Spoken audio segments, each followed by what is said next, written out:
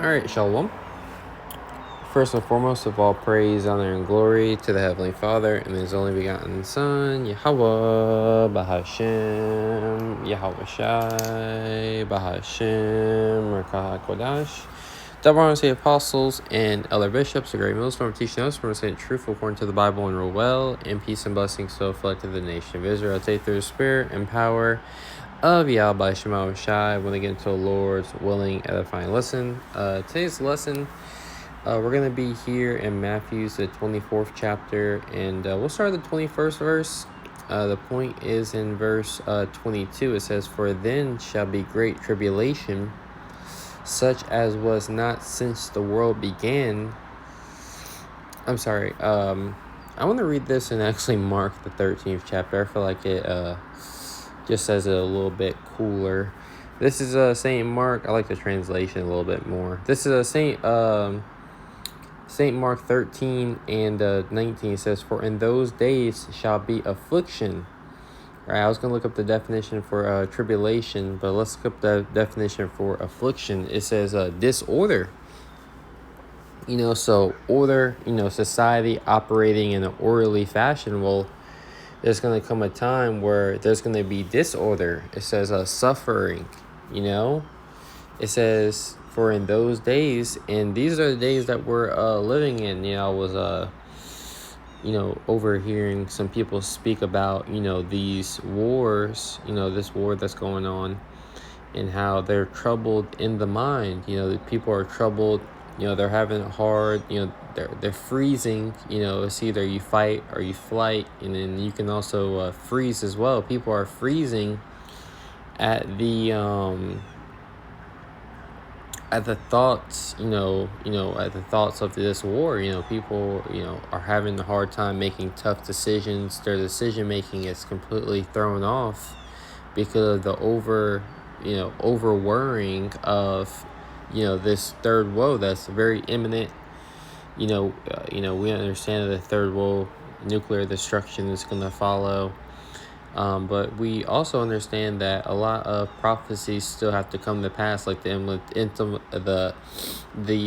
bringing in of the mark of the beast, right? The MOT to the B, right? But it says, "For in those days shall be affliction," right? So suffering, disorder, these are the times that we're in. Something that causes pain or suffering. So the times that we're in are going to be very painful times, for the uninitiated, for those who don't have the name of Yahweh Shema Shai, as a strong tower, those who don't have Yahweh Shema Shai as their, shield and buckler, those that don't have Yahweh Shema Shai as their place of refuge and salvation, right? It says, "For in those days shall be affliction," right? Because it tells us here in Ecclesiastes 8 and 5, right? It says, "Whoso keepeth the commandment shall feel no evil thing." So we're going to be in the evil times, but we're not going to feel it as you people feel it.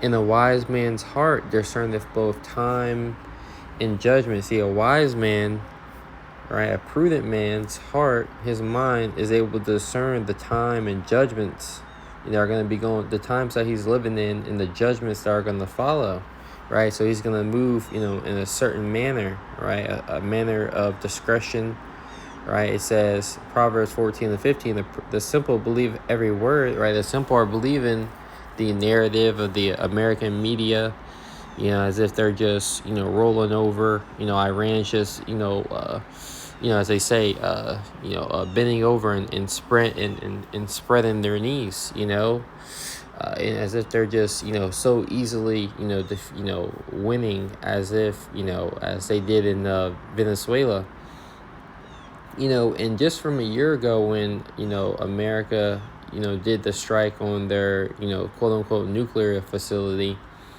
The energy that they were in, that tone of American dominance, Edomite, dominance in the earth, has changed in shortly just 1 year, right? Showing you, as it tells you in Joel, the 3rd chapter, "As thou become as weak as we." Let the weak say, "I am strong," right? This is on Proverbs 14 and 15. It says, "A simple believe every word, right? So the simple-minded individuals who do not fear Yahweh Shema Shai, they're believing every word because they're looking, for, instructors with itching ears, things that are going to tell them smooth things to calm their minds. But the prudent man looketh well to his going. A wise man, he's looking out and observing, and we've been privy of the Heavenly Father's plans. So we're looking out into the world, right? And right, we're on the up and up here, right? We have a lot to look forward to as we see the downfall of Babylon the Great, right? Even though things are going to be tough, things are going to be hard, but things have always been hard, for the believers of Yahweh Shema Shai. Things are going to, have always been tough, but the Lord has continuously got us through it all, right? These people are living in bliss, in ignorance of what the reality of what the world is around them.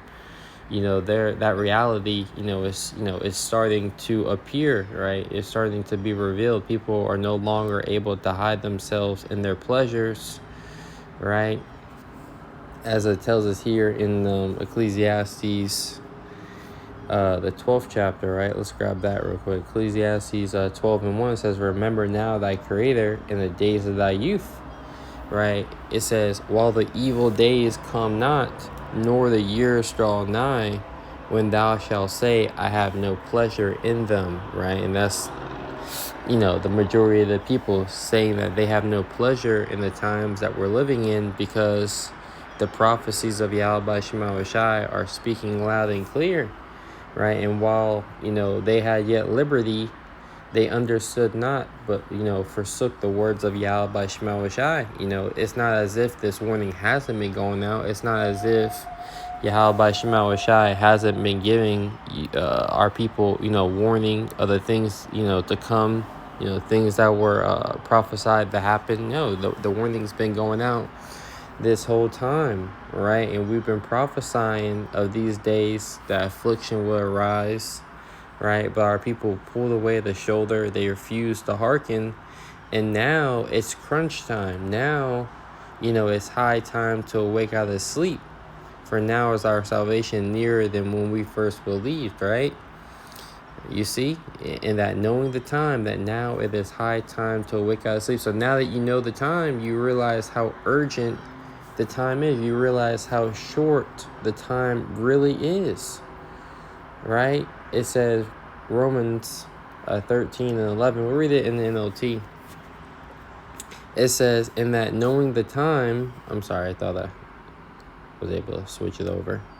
It says, for this is the more urgent, for you know how late it is, right? And that's what, high time goes into, something that should have been done a very long time ago. So you see how urgent it is, and how your attention on the matter should have been, you should have had your attention on the matter, quite some time ago, but now you understand how late it is. Time is running out. Time is running out.